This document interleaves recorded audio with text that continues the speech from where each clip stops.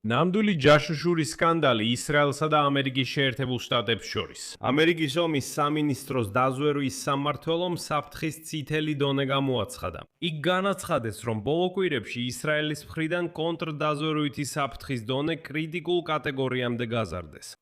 ცნობილია, რომ ამერიკელები შოკში იყვნენ, როდესაც აღმოაჩინეს, რომ ისრაელი ფარულად უთვალთვალებდა ამერიკის მაღალი თანამდებობის პირებს, რათა მიიღო ინფორმაცია ტრამპის ადმინისტრაციის შიდა განხილვებსა და გადაწყვეტილებებზე ახლო აღმოსავლეთის კონფლიქტებთან დაკავშირებით. ეს ინფორმაცია კიდევ უფრო შოკის მომგვრელია მას შემდეგ, რაც თავად ტრამპმა აღიარა, რომ მართლაც აგინა ბენიამინ ნეთანიაჰუს და მას დაწყევლილი შეშლილი უწოდა ირანთან ომში მარცხის ფონზე. ასე უნდა გავიხსენოთ, რომ თავად ნეთანიაჰუმ მოულოდნელად განაცხადა, რომ ისრაელს აშშ-ს დახმარება აღარ სჭირდება.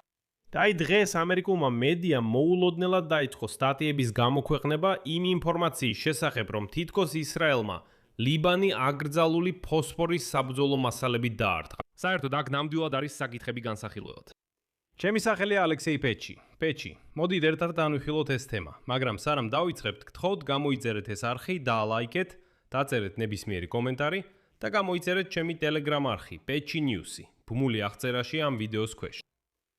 მოკლედ, სკანდალი ისრაელსა და აშშ-ს შორის ახალი ძალით აგორდა. ყველაფერი დაიწყო დონალდ ტრამპის აღიარებით, რომ მან მართლაც უცენზურო სიტყვებით აგინა ისრაელის პრემიერ-მინისტრ ბენიამინ ნეთანიაჰუს მისი ომის გამო ლიბანის წინააღმდეგ. და აი დღეს NBC News აქვეყნებს ინფორმაციას იმის შესახებ, რომ ახლა ორ ქვეყანას შორის კიდევ ჯაშუშური სკანდალიც აგორდა. როგორც გამოცემა წერს, პენტაგონი სულ უფრო მეტად შეშფოთებულია ისრაელის მხრიდან აშშ-ზე ჯაშუშობის გაძლიერებით. და ცოტა ხნის წინ კონტრდაზვერვითი საფრთხის დონე გაზარდა. ამერიკის მთავარ მოკავშირეზე ახლო აღმოსავლეთში უმაღლეს დონემდე. მიუთითებენ, რომ ბოლო კვირებში აშშ-ის თავდაცვის სამინისტროს სადაზვერო სამმართველომ გამოაქვეყნა კონტრდაზვერვითი საფრთხების ახალი შეფასება. ისრაელსა და აშშ-ის შორის ირანთან ომში შემდგომი მოქმედებების გამო მზარდი დაძაბულობის ფონზე. სადაზვერო სამმართველომ განათავსა შიდა შეტყობინება, რომელშიც ისრაელის მხრიდან საფრთხის დონე კრიტიკულამდე აიწია. როგორც ოფიციალურმა პირებმა განაცხადეს, ეს გადაწყვეტილება პენტაგონში არსებული შეშფოთების გამო მიიღეს, რადგან მიაჩნიათ, რომ ისრაელი განსაკუთრებულ ძალისხმევას ახმარს მაღალი რანგის ამერიკელი ჩინოვნიკების თვალთვალს. იმ მიზნით, რომ მოეპოვებინათ ინფორმაცია ტრამპის ადმინისტრაციის შიდა განხილვებსა და გადაწყვეტილებებზე ახლო აღმოსავლეთის კონფლიქტებთან დაკავშირებით. როგორც მიხვდებით, მოკავშირეებს შორის ნდობაზე დაფუძნებული ურთიერთობები ასეთ რამეს არ გულისხმობს. კერძოდ NBC News იუწყება, რომ ისრაელმა ტრამპის სპეციალური წარმომადგენლისა და პენტაგონის მოადგილის მოსმენა დაიწყო. ამერიკის დაზვერვამ დააფიქსირა ისრაელის მასშტაბური თვალთვალი აშშ-ის მაღალი თანამდებობის პირებზე, წერს NBC News. მოსმენილი იყო კერძოდ აშშ-ის პრეზიდენტის სპეციალური წარმომადგენლის სტივენ ვიტკოვის და პენტაგონის მოადგილის ელბრიჯ კოლბის საუბრები.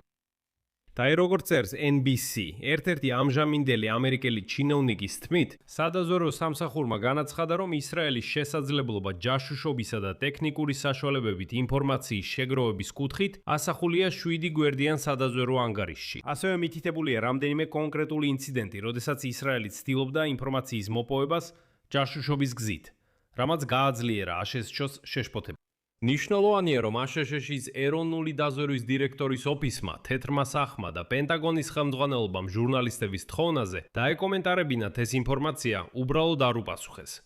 ისრაელის საელჩოში ვაშინგტონში კი მხოლოდ განაცხადეს, რომ ისინი არ ჯაშუშობენ. ამერიკელ ჩინოვნიკებზე და თითქოს მათ ისეთი კარგი ურთიერთობა აქვთ ამერიკელებთან, რომ საერთოდ არ აქვთ საჭიროება ჯაშუშობის. აი რას წერს NBC News-ი ამ საკითხზე. ციტატა.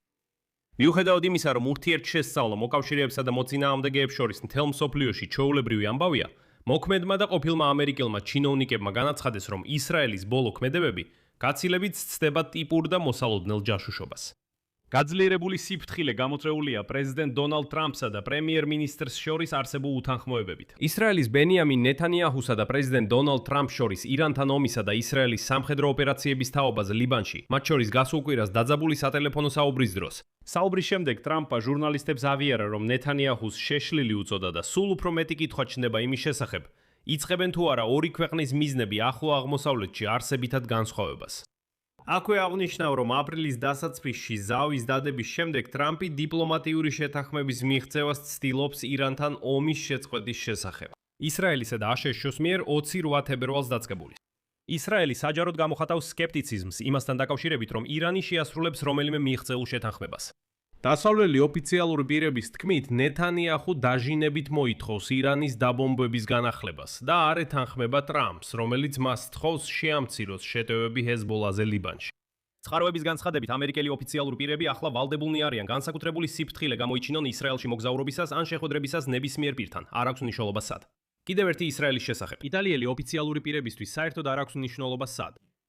ამჟამინდელი და ყოფილი დიპლომატების, ასევე ეროვნული უსაფრთხოების სამსახურის ყოფილი თანამშრომლების თქმით, ისრაელს მრავალი წლის განმავლობაში აქვს რეპუტაცია როგორც ქვეყანას, რომელიც აგრესიულად ეწევა ჯაშუშობას. მათ შორის ამერიკის შეერთებული შტატების თავისი უახლოესი მოკავშირის წინააღმდეგაც კი.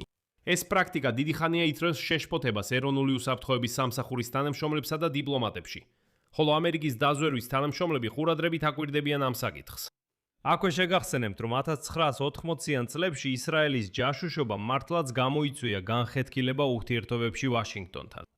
და მაშინ აშშ-ის საზღვაო ძალების დაზვერვის ანალიტიკოსმა ჯონათან პოლარდმა მთლიანად 30 წელი გაატარა ციხეში. მას შემდეგ რაც გაირკვა, რომ ის ისრაელს ყიდდა სრულიად საიდუმლო დოკუმენტებს და გადასცემდა საიდუმლო ინფორმაციას, მაგრამ ბოლო უთანხმოების ეპიზოდები მიუთითებს იმაზე, რომ ომის მიზნები ტრამპს და ნეთანიაჰუს შორის ძალიან განსხვავდება.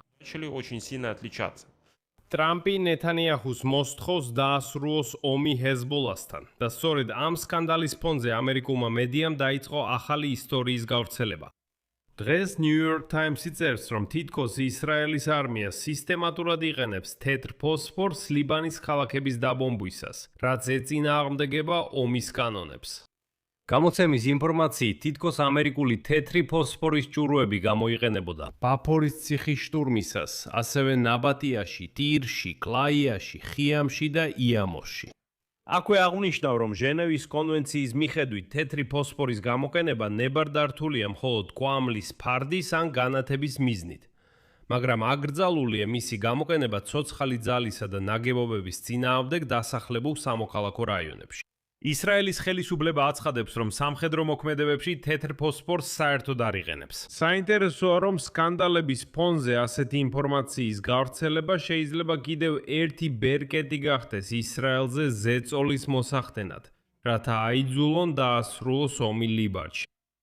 აქ წერტილს დავსვამ, თქვენი აზრი და დასკვნები კომენტარებში დაწერეთ ამ გამოშვების ქვეშ. გამოიწერეთ არხი, დააცკაპუნეთ ზარზე და არ დაგავიწყდეთ ლაიკის დაჭერა. ამით დასრულდა იზრუნეთ საკუთარ თავზე, ყველას მშვიდობიანად.